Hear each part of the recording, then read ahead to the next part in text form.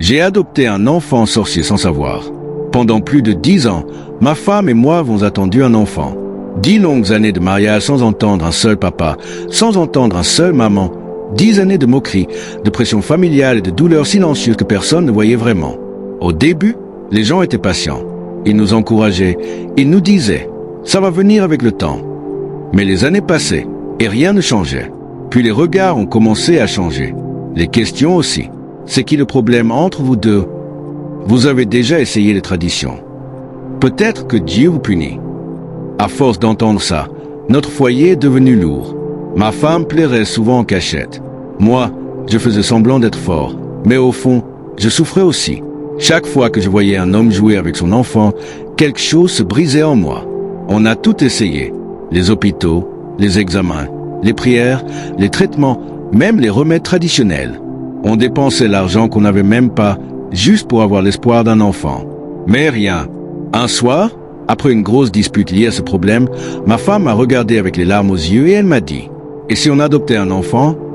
Au début, j'ai refusé. Je voulais mon propre sang. Je voulais un enfant qui nous ressemble. Mais avec le temps, la solitude est devenue plus forte que mon orgueil. Alors j'ai accepté. Quelques mois plus tard, on nous a parlé d'un petit garçon dans un orphelinat. Quand on est allé le voir, il était assis seul dans un coin. Il ne jouait pas avec les autres enfants. Il nous regardait fixement, sans sourire. Je ne sais pas pourquoi, mais ce regard m'a mis mal à l'aise. Ma femme, elle, est immédiatement tombée sous son charme. Elle l'a pris dans ses bras et elle a commencé à pleurer. Ce jour-là, elle avait enfin l'air heureuse.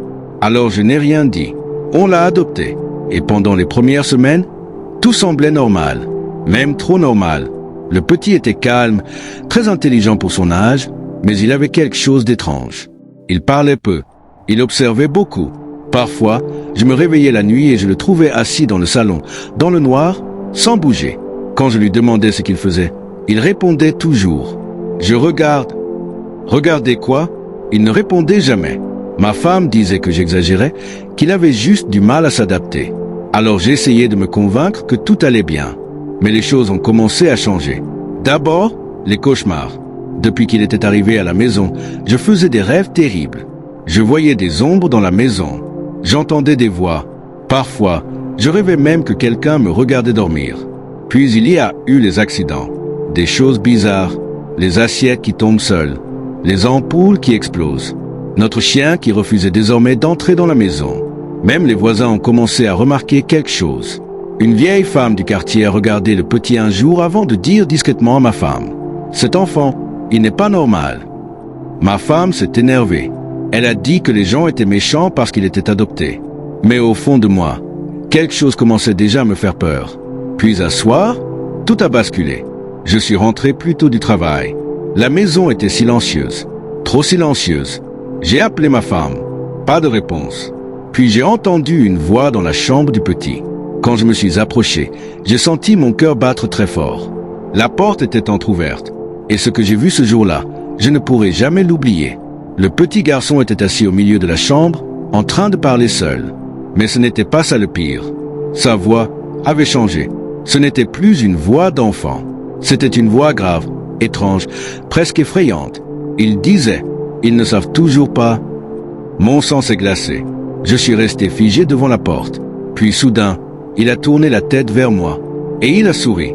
Un sourire que je n'avais jamais vu sur le visage d'un enfant. Et il m'a dit calmement « Papa, pourquoi tu as peur de moi ?» À cet instant, j'ai compris que quelque chose n'allait vraiment pas dans cette maison. Mais ce que je ne savais pas encore, c'est que ce petit garçon n'était peut-être pas arrivé chez nous par hasard. Alors dites-moi, est-ce que certains enfants peuvent réellement cacher quelque chose de sombre, ou est-ce que la peur peut rendre un homme fou? Et surtout, si vous commenciez à avoir peur de votre propre enfant, est-ce que vous resteriez ou vous fuiriez? Abonne-toi à Le Lieu de Confession by Jimmy Résolution, parce que la suite de cette histoire risque de devenir encore plus terrifiante. Bienvenue dans Le Lieu de Confession by Jimmy Résolution. Ici, lorsque la pluie tombe et que le tonnerre gronde, les voix se libèrent. Les secrets enfouis refont surface. Les vérités que personne n'a jamais osé prononcer trouvent enfin un refuge. Dans cet espace, des hommes et des femmes viennent déposer leurs blessures, leurs regrets, leurs fautes, leurs espoirs. Des histoires d'amour, de trahison, de miracles, mais aussi des douleurs silencieuses que personne ne voit.